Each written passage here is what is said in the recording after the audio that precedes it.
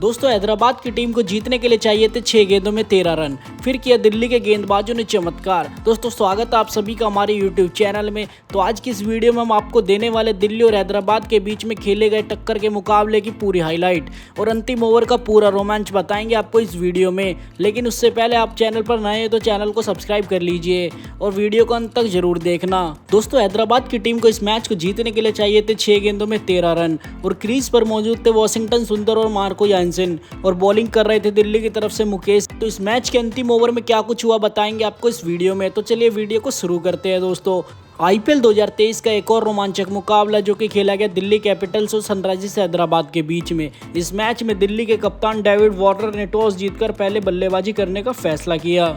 वहीं इस मैच में सनराइजर्स हैदराबाद को पहले गेंदबाजी करने की चुनौती दी गई।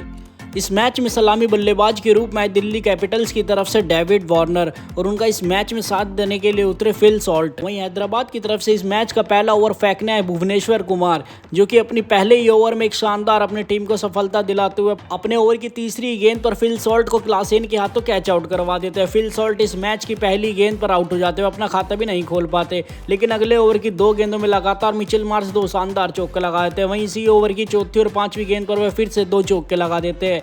इस ओवर से मिचेल मार्श शानदार बल्लेबाजी करते हुए 19 रन बटोर लेते हैं, लेकिन अगला ओवर भुवनेश्वर कुमार किफायती ओवर फेंकते हुए मात्र 1 रन देते हैं। लेकिन चौथे ओवर में डेविड वार्नर एक शानदार चौका लगाते हैं। वहीं अगली गेंद पर भी एक शानदार ताबड़तोड़ मैक्सिमम छक्का लगा देते हैं। वहीं 5वें ओवर की दूसरी गेंद पर मिचेल मार्श भी एक शानदार चौका लगाते हैं, लेकिन इसी ओवर की चौथी गेंद पर मिचेल मार्श आउट होकर पवेलियन लौट जाते हैं। वह टी नटराजन का शिकार हो जाते हैं। वह टी नटराजन की गेंदबाजी पर आउट होकर 15 गेंदों में 25 रन बनाकर पवेलियन लौट जाते हैं। पावर प्ले के अंतिम ओवर में सरफराज खान एक जबरदस्त छक्का लगाते हैं। 6 ओवर के बाद दिल्ली का स्कोर 49 रन पर 2 विकेट था।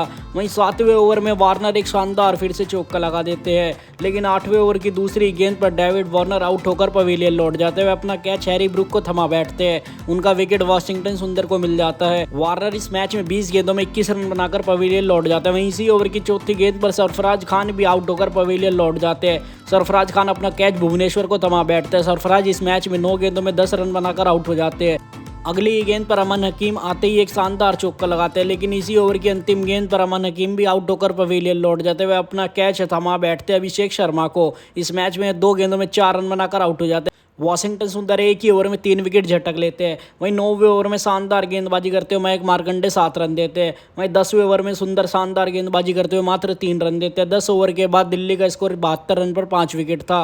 वहीं 11वें ओवर में मार्कंडे फिर से शानदार गेंदबाजी करते हुए मात्र 4 रन देते हैं, लेकिन पारी का 12वां ओवर डालना है उमरान मलिक की पहली गेंद पर मनीष पांडे एक शानदार चौका लगाते हैं। 13वें ओवर में मार्करम भी शानदार किफायती ओवर डालते हुए मात्र 7 रन देते हैं। वहीं 14वें ओवर की दूसरी गेंद पर मनीष पांडे फिर से एक और शानदार चौका लगा देते हैं। 15वें ओवर में अक्षर पटेल भी पीछे न रहते हुए भी एक शानदार चौका जड़ देते हैं। वहीं 16वां ओवर डालना है वाशिंगटन सुंदर फिर से किफायती ओवर डालते हुए मात्र 7 रन देते हैं। वहीं 17वें ओवर में अक्षर पटेल शानदार बल्लेबाजी करते हुए बैक टू बैक 3 गेंदों में 3 शानदार चौके लगा देते हैं। इस ओवर से दिल्ली 15 रन बटोर लेता है।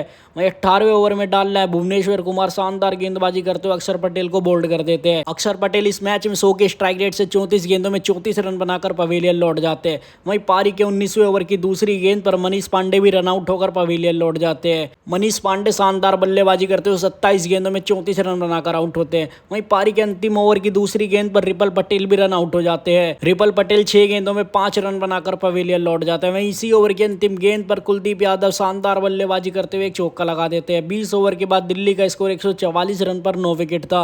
वहीं सनराइजर्स हैदराबाद को ये मैच जीतने के लिए मात्र 145 रनों का लक्ष्य मिला था। वहीं सनराइजर्स हैदराबाद की तरफ से इस मैच में सलामी बल्लेबाज के रूप में आए मयंक अग्रवाल और उनका इस मैच में साथ देने के लिए उतरे हैरी ब्रूक। और दिल्ली की तरफ से इस मैच का पहला ओवर डाल रहा है ईशांत शर्मा, जिनके पहले ही ओवर में मयंक अग्रवाल शानदार बल्लेबाजी करते हुए एक चौका जड़ देते हैं। वहीं अगले ओवर में मयंक अग्रवाल नोकिया के ओवर में भी फिर से एक और शानदार चौका लगाते हैं। वहीं शानदार बल्लेबाजी कर रहे मयंक अग्रवाल तीसरे ओवर में फिर से एक और शानदार चौका लगा देते हैं। पारी का चौथा ओवर लेके आए मुकेश कुमार की अंतिम गेंद पर मयंक अग्रवाल फिर से एक और चौका लगाते हैं। वहीं 5वां ओवर अक्षर पटेल डालने आते हैं, जिनकी अंतिम गेंद पर मयंक अग्रवाल फिर से एक और शानदार चौका लगाते हैं। मयंक अग्रवाल शानदार बल्लेबाजी कर रहे थे, लेकिन 6ठे ओवर में बॉल डालने आए नोकिया की पहली गेंद पर हैरी ब्रूक बोल्ड हो जाते हैं। हैरी ब्रूक इस मैच में मात्र 14 गेंदों में 7 रन बनाकर आउट होते हैं। लेकिन इसी ओवर की 5वीं गेंद पर मयंक अग्रवाल एक शानदार चौका लगाते हैं। 6 ओवर के बाद हैदराबाद का स्कोर 36 रन पर 1 विकेट था। लेकिन 7वें ओवर में शानदार गेंदबाजी करते हुए अक्षर पटेल मात्र 6 रन देते अपने ओवर में। वहीं 8वें ओवर में कुलदीप यादव भी एक किफायती ओवर फेंकते हुए 4 रन देते हैं। वहीं 9वें ओवर में मिचेल मार्श फिर से एक और किफायती ओवर फेंकते हुए मात्र 7 रन देते हैं। और 10वें ओवर में कुलदीप यादव भी अपनी टीम के लिए परफेक्ट ओवर डालते हुए मात्र 5 रन देते हैं। 10 ओवर के बाद हैदराबाद का स्कोर 58 रन पर 1 विकेट था। वहीं 11वें ओवर में मिचेल मार्श की गेंदबाजी पर मयंक एक और चौका लगाते हैं। लेकिन 12वें ओवर में उनकी पारी का अंत हो जाता है। वह अक्षर पटेल की गेंदबाजी पर अमन को कैच थमा बैठते हैं। 39 गेंदों में 49 रन बनाकर पवेलियन लौट जाते हैं। वहीं 13वें ओवर में ईशांत शर्मा भी अपनी टीम को एक सफलता दिलाते हुए त्रिपाठी को कैच आउट करवा देते हैं फिल सॉल्ट के हाथों। इस मैच में त्रिपाठी 21 गेंदों में 15 रन बनाकर आउट हो जाते हैं। वहीं 14वें ओवर में कुलदीप यादव भी अभिषेक शर्मा को कॉटन बोल्ड कर देते हैं। अभिषेक शर्मा इस मैच में 5 गेंदों में मात्र 5 रन बनाकर कुलदीप यादव को ही अपना कैच थमा बैठते हैं। हैदराबाद के एक के बाद एक विकेट गिरने ही लगे थे। वहीं इसी ओवर की अंतिम गेंद पर क्लासेन एक शानदार चौका लगा देते हैं। लेकिन 15वें ओवर की पहली गेंद पर मार्करम बोल्ड आउट होकर पवेलियन लौट जाते हैं। अक्षर पटेल की शानदार गेंदबाजी के आगे वे टिक नहीं पाते। इस मैच में 5 गेंदों में मात्र 3 ही रन बना पाते हैं। 15 ओवर के बाद हैदराबाद का स्कोर 89 रन पर 5 विकेट था। हैदराबाद को जीतने के लिए अंतिम 30 गेंदों में 56 रन की जरूरत थी और लेकिन उनके 5 विकेट गिर चुके थे। वहीं 16वें ओवर में किफायती गेंदबाजी डालते हुए कुलदीप यादव मात्र 5 रन देते हैं। लेकिन 17वें ओवर की दूसरी गेंद पर वाशिंगटन सुंदर शानदार बल्लेबाजी करते हुए एक चौका जड़ देते हैं। और इसी ओवर की 5वीं गेंद पर हेनरिक क्लासेन भी एक जबरदस्त मैक्सिमम छक्का लगा देते हैं। और 18वें ओवर की पहली गेंद पर क्लासेन फिर से एक और शानदार चौका लगाते हैं। वहीं इसी ओवर की चौथी गेंद पर भी क्लासेन एक और जबरदस्त चौका लगाते हैं। वहीं इसी ओवर की अंतिम गेंद पर वाशिंगटन सुंदर भी पीछे नहीं रहते, वह भी एक जबरदस्त लैप शॉट लगाकर चौका लगा देते हैं। अब 12 गेंदों में जीतने के लिए हैदराबाद को 23 रन की जरूरत थी। पारी का 19वां ओवर लेके आता है हेनरिक नोकिया और क्रीज पर मौजूद थे वाशिंगटन सुंदर और हेनरिक क्लासेन। वहीं इसी ओवर की तीसरी गेंद पर नोकिया शानदार बॉलिंग करते हुए क्लासेन को कैच आउट करवा देते हैं अमन के हाथों। क्लासेन इस मैच में शानदार बल्लेबाजी करते हुए 19 गेंदों में 31 रन बनाकर आउट हो जाते हैं। उनकी पारी में 3 चौके और 1 छक्का शामिल था। लेकिन इसी ओवर की 5वीं गेंद पर सुंदर एक शानदार चौका लगाते हैं। अब जीतने के लिए हैदराबाद को अंतिम 6 गेंदों में मात्र 13 रन की जरूरत थी और अंतिम ओवर डालने आते दिल्ली की तरफ से मुकेश कुमार। इस ओवर की मुकेश कुमार पहली गेंद फेंकने आते और वाशिंगटन सुंदर शानदार बल्लेबाजी करते हुए 2 रन ले लेते हैं। अब जीतने के लिए हैदराबाद को 5 गेंदों में 11 रन की जरूरत थी।